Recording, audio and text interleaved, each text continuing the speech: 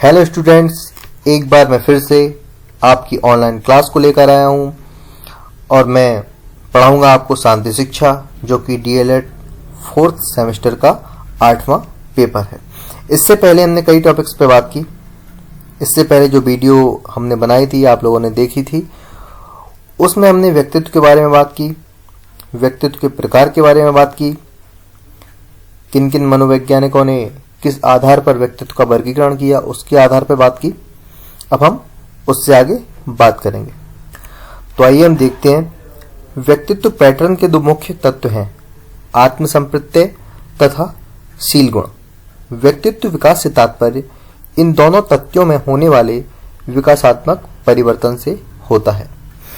आत्मसंप्रत्यय तथा स्व से तात्पर्य है कि व्यक्ति स्वयं के विषय में जो सोचता है तथा अपने बारे में जो अवधारणा विकसित करता है।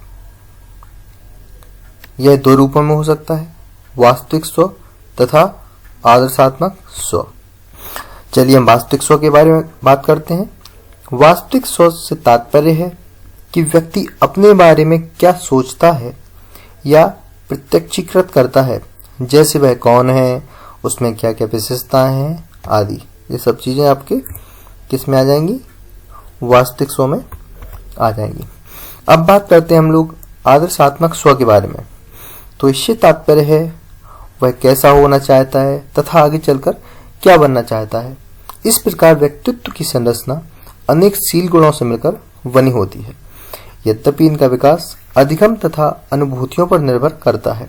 सभी प्रकार के व्यक्तियों के व्यवहार में अलग अलग शील गुणों का स्थायित्व प्रदर्शित होता है, जिसके आधार पर उनके व्यवहार की व्याख्या की जा सकती है या की जाती है। तो सबसे पहले हमें जानना होगा कि शील गुण होते क्या हैं। तो चलिए हम देख लेते हैं कि शील गुण क्या होते हैं। शील गुणों से तात्पर्य है व्यक्ति के व्यवहारों का वर्णन, जैसे ईमानदारी, सच्चाई या सच्चा, झूठा, आलसी आदि। यदि हम आगे बात करें तो किसी भी व्यवहार को शील गुण तब कहेंगे जब व्यवहार में संगति तथा स्थिरता का गुण हो। व्यक्ति के व्यवहारों में पूर्ण संगति को शील गुण तथा व्यवहारों में कम संगति को आदत कहते हैं। यदि हम आदत को दूसरे शब्दों में देखें तो हम कह सकते हैं कि व्यक्ति अपने चिंतन के आधार पर कर्म करता है और व्यक्ति जैसा सोचता है और करता है वह वैसा ही बन जाता है। अर्थात हम कह सकते हैं कि लंबे समय तक किया जाने वाला कार्य आदत के रूप में स्थापित हो जाता है। आदतें अच्छी भी होती हैं, आदतें बुरी भी हो सकती हैं। यह व्यक्ति पर निर्भर करता है कि वह कैसी आदतें बनाना चाहता है। आदत हमारे व्यक्तित्व की पहचान कराती है। ऐसी आदतें जो हमारे विकास में बाधक हों तथा जिससे दूसरों को परेशानी हो, उन्हें व्यक्तित्व का स्थायी अंग बनाने से बचना चाहिए, क्योंकि जब हम ऐसी आदतें पनप जाएंगी तो कहीं ना कहीं हम दूसरों को परेशान करेंगे और दूसरों के लिए और अपने लिए मुसीबत खड़ी करेंगे।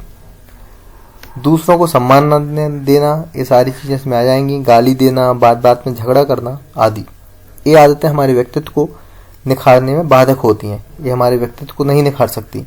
हमें सदैव अच्छी आदतों को ही अपने व्यक्तित्व का स्थायी अंग बनाना चाहिए। अब यदि हम देखें कि स्वभाव, जैसे आदत से मुझे एक वर्ड और याद आता है, स्वभाव। तो हम स्वभाव किसे कहेंगे?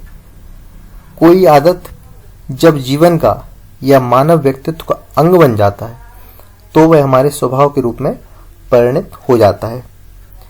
जैसे किसी व्यक्ति की बोली कर्कश और व्यवहार रूखा होता है तो कुछ की बोली मधुर और व्यवहार विनम्र होता है। यह इनका स्वभाव है। इस प्रकार व्यक्ति के व्यवहार से उसके स्वभाव का पता चल जाता है कि उसका स्वभाव कैसा है।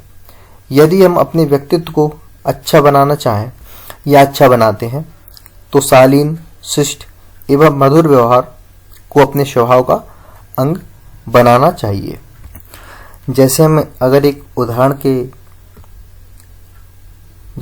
को देखें, जैसे यदि कोई व्यक्ति एक महीने तक प्रत्येक परिस्थिति में ईमानदारी दिखलाता है परंतु बाद में नहीं, तो शील गुण नहीं कहा जाएगा। कि कुछ टाइम वो ईमानदार रहा, उसके बाद उसने ईमानदारी का गुण त्याग दिया, तो वो शील गुण में नहीं आएगा।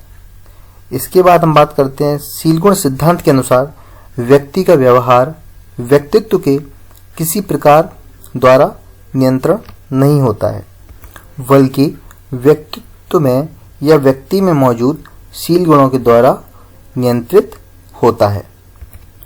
इन सब पॉइंट्सों को देखते हुए हम कह सकते हैं कि शील गुण व्यक्तित्व की मौलिक इकाई होती है। आज हमने शील गुण के बारे में जाना कि शील गुण होते क्या हैं। आगे की वीडियो में हम इससे आगे की चर्चा करेंगे। जब तक के लिए थैंक यू।